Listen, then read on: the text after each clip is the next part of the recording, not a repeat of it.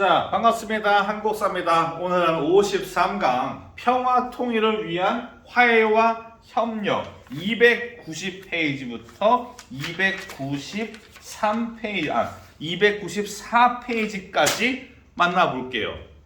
지난번 북한산은 양이 사실 많지도 않고 북한산은 애초에 모의고사나 수능에 절대로 안 나옵니다.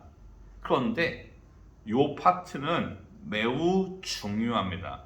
수능에도 항상 한 문제씩 나오는 고정적인 TO를 가지고 있습니다.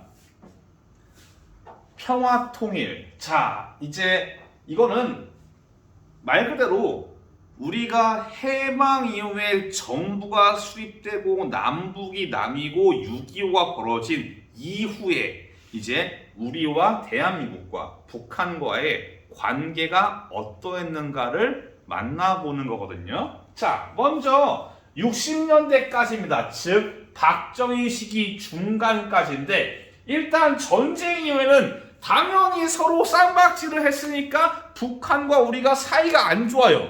요거를 교묘하게 남한과 북한 모두 자기들의 독재를 강화하기 위해서 이용을 합니다. 예를 들면은 북한은 전쟁이 끝나고 나서 남로당이나 연한파를 숙청을 했고요.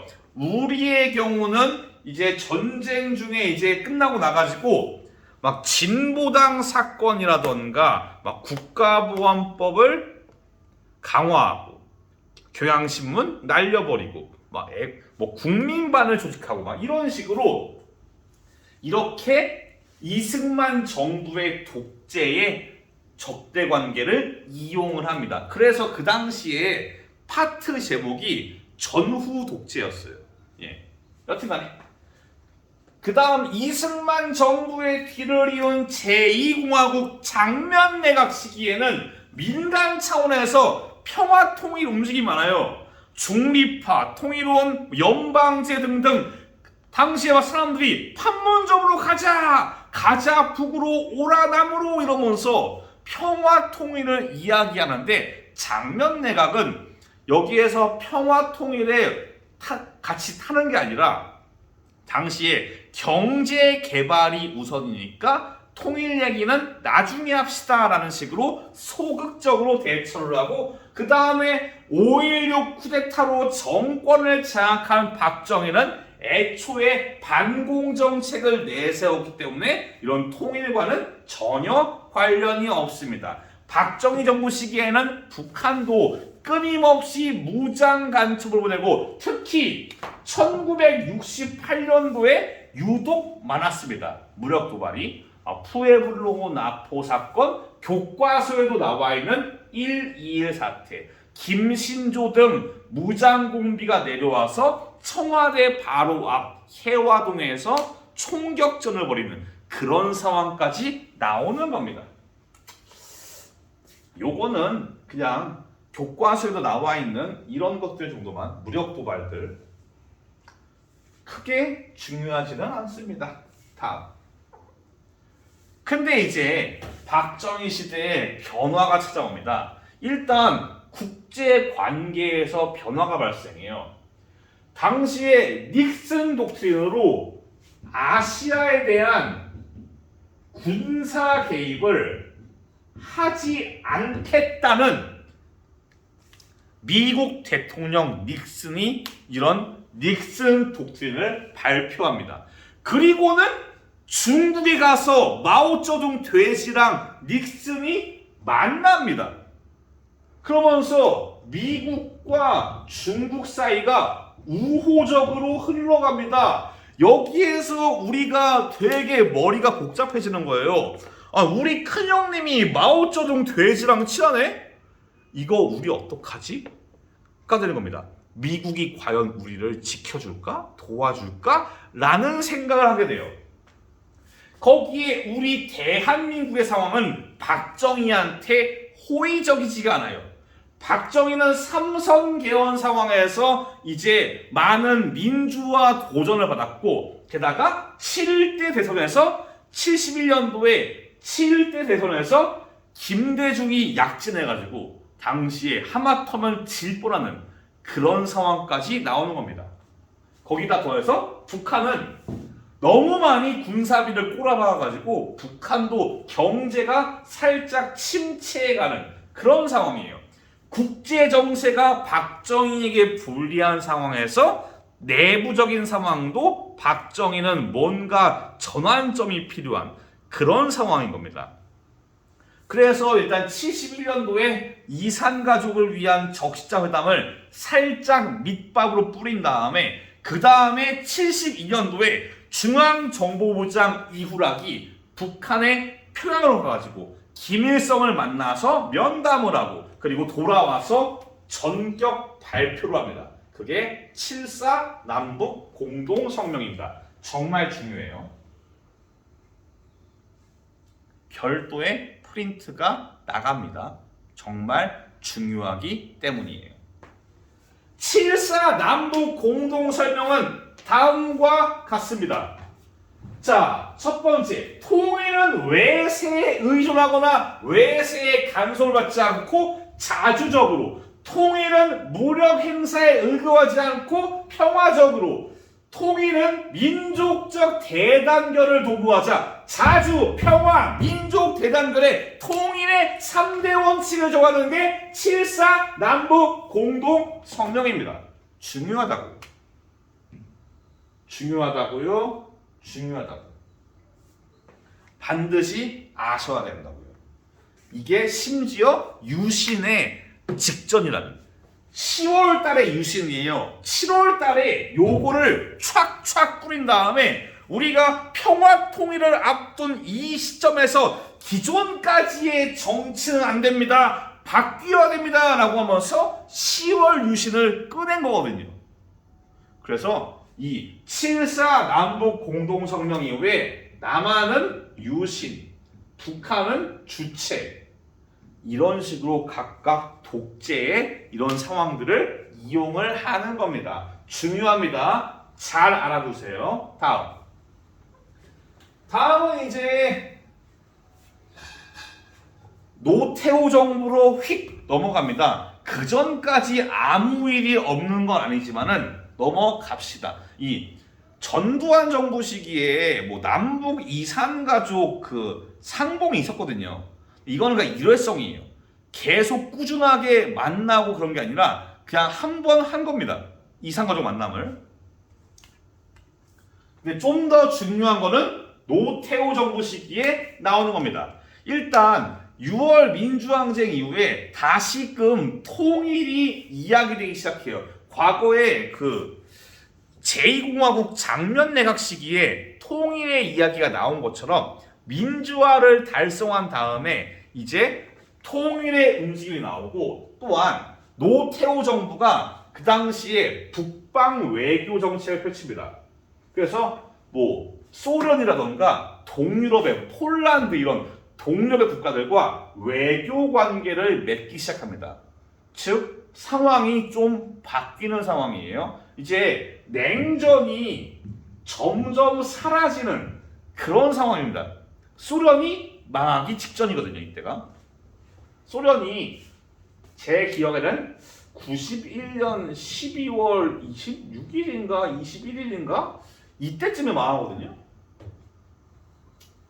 여튼 이렇게 냉전이 저물어가는 화해의 분위기 속에서 남한과 북한은 동시에 유엔에 가입합니다. 이전까지는 북한의 가입을 미국이 막고 남한의 가입을 이제 소련이 막는 그런 상황이었어요.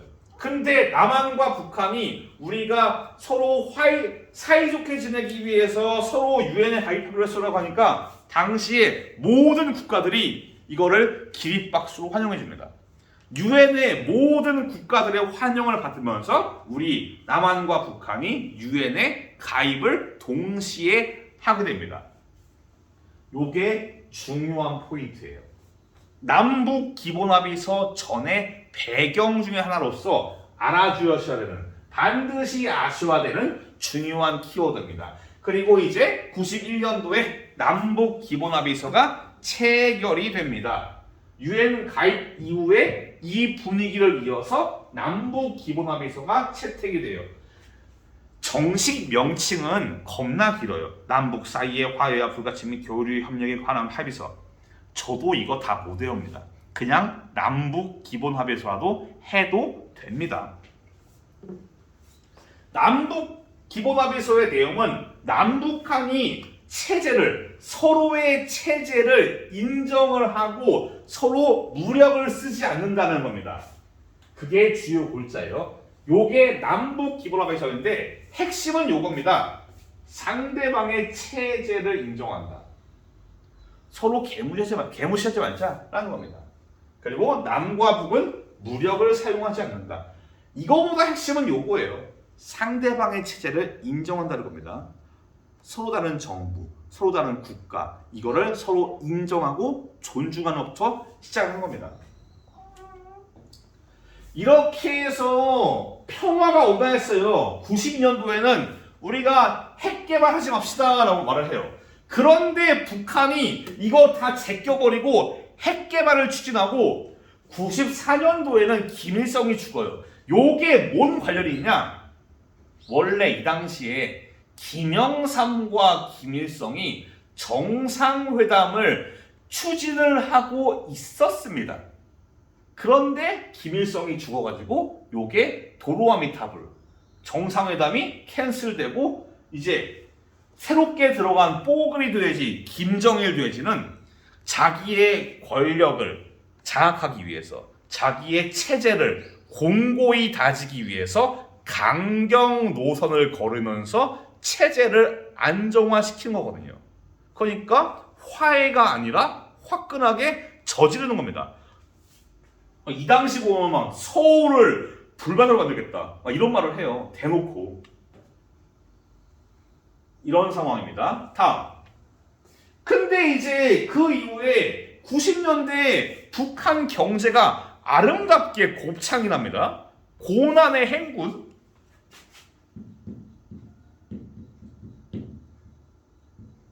북한의 스스로의 힘으로 고난의 행군을 해결할 수가 없습니다. 누군가의 도움이 필요해요. 근데 때마침 우리 대한민국은 정권이 최초로 평화적으로 바뀌어서 이제 민주당 계열의 김대중 정부를 들었는데 김대중 정부는 대북 화해랑 협력을 얘기하는 햇볕 정책을 추진합니다. 요건 이런 거예요. 나그네 일화. 나그네가 지나갈 때 나그네 코트를 누가 벗기냐? 바람을 막 부르니까 오히려 코트를 싸매요. 태양이 햇빛을 쫙 쬐니까 더워서 코트를 벗겼다.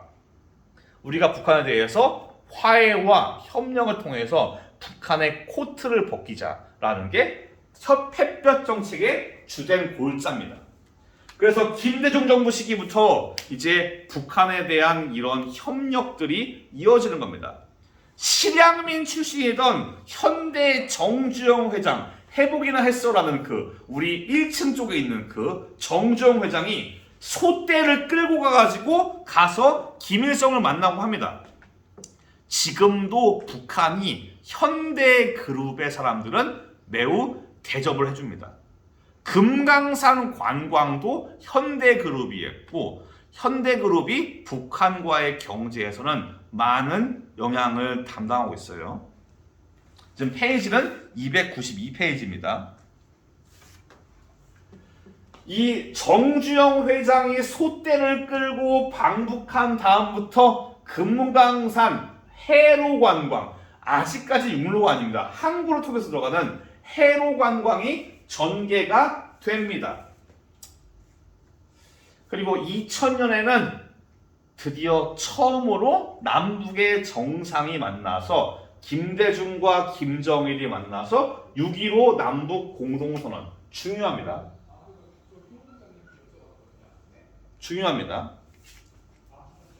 6.15 남북 공동선언. 여기에서는 뭔 얘기가 나오냐?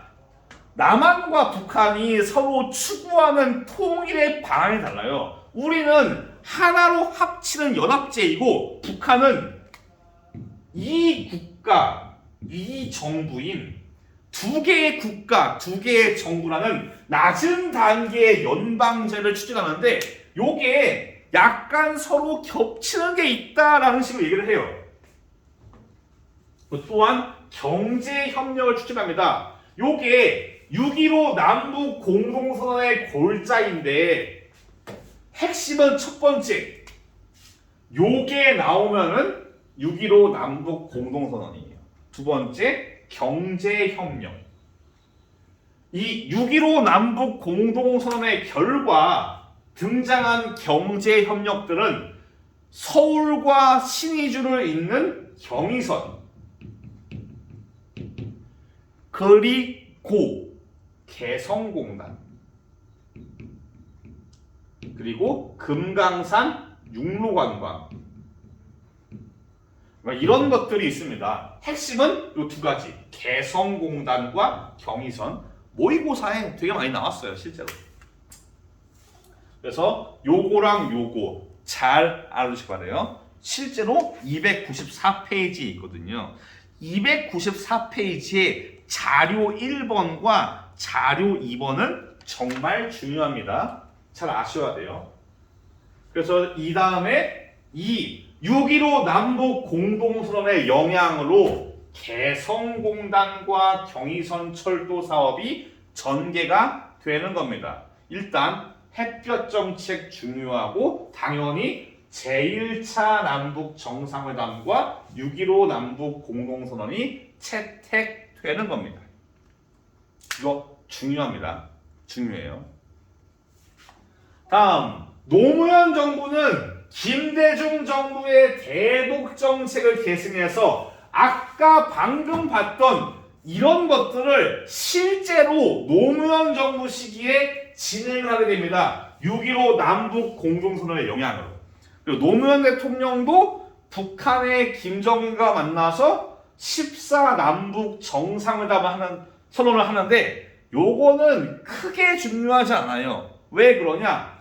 이 다음에 바로 등장하는 이명박 정부가 이 노무현 정부와 김대중 정부의 대북 정책을 계승하지 않기 때문에 요거는 실제화되지 않습니다.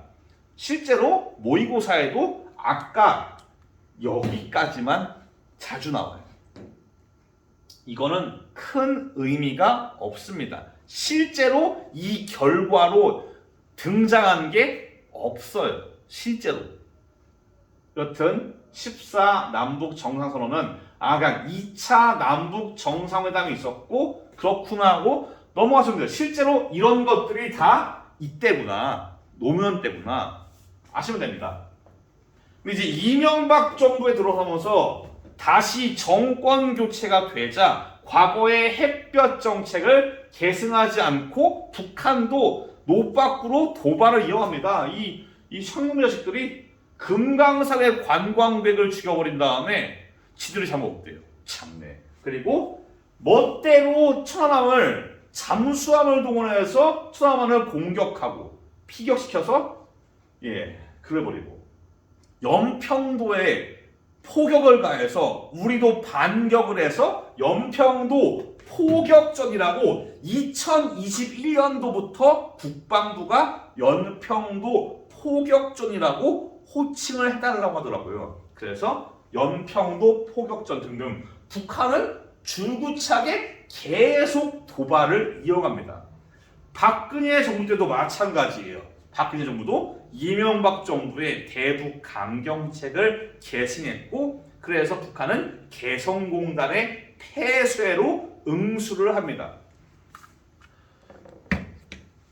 그래서 이런 식으로 이명박 정부와 박근혜 정부 때는 대북 관계가 약간 좀 경직되고 냉각되었다라고 볼 수 있겠습니다. 천안함 같은 경우는 당연히 북한이 공격한 겁니다. 누가 헛소리 하면은 그냥 흘려 들으세요. 그냥 저 사람 좀 위험하구나 걸으세요. 북한이 마음대로 지멋대로 도발을 가하고 지멋대로 우리의 장병들을 공격한 그런 사건입니다. 연평도도 마찬가지예요.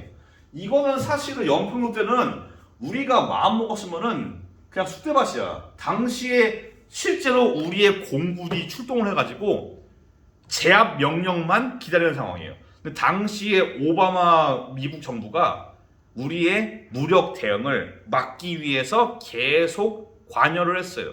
당시에 우리가 추가적인 도발 없이 연평도로 쐈으니까 우리도 쏘자, 이런 느낌으로 했습니다. 추가적인 공군이나 이런 것들이 없었어요.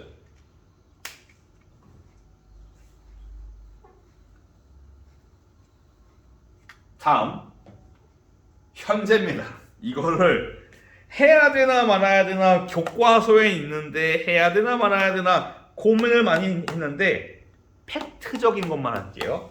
일단 지금 현재 문재인 정부는 남북 관계의 화해를 계속 줄기차게 모색을 하고 있습니다. 그래서 평창 올림픽에서 뭐 아이스하키 단일팀 같은 그런 단일팀이 있었고, 무려 3번이나 남북이 정상회담을 했고, 또한 판문점에서 미국, 북한, 우리가 3자가 만나는 남북미 정상회담까지 합니다. 하지만 저 3차례의 정상회담과 남북미 정상회담, 판문점 선언, 이런 것들은 실제로 지켜지지 않은 편입니다. 왜 그러냐? 북한이 다시 이지랄을 하니까. 북한은 줄기차게 김정은은 계속 동해바다에 퐁당퐁당 미사일 던집니다. 계속 끊임없이 도발을 이어오고 있어요. 좀 나를 봐달라는 관종인지 모르겠는데 계속 줄기차게. 심지어는 당시에 이 김정은 돼지의 동생인 김여정이가 주도해서 이 남북 공동 연락사무소를 폭파해서 날려버립니다. 이게 폭파되는 사진이에요. 어떻게 보면 문재인 정부 시기에 협력과 냉각을 가장 잘 보여주는 두 가지의 사진을 제가 들고 왔습니다.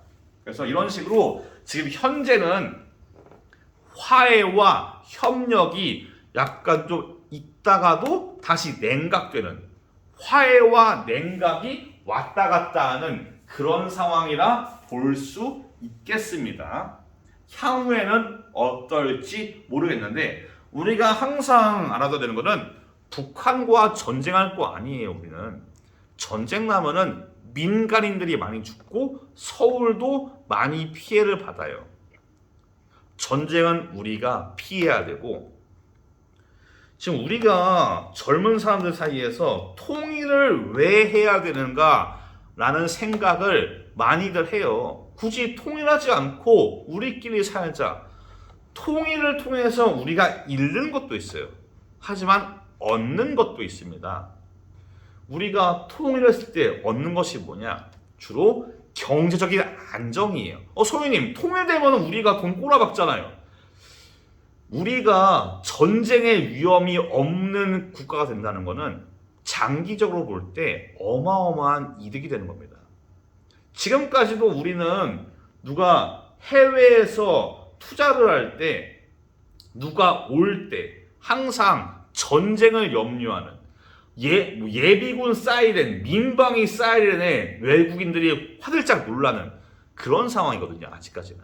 근데 만약 통일이 된다면은 전쟁은 없다는 것이고, 그렇다면은 장기적으로 볼 때는, 초장기적으로 여러분들이 거의 성인이 되고 아들을 낳고 딸을 낳고 그 시점 되면은 좀 더 좋지 않을까?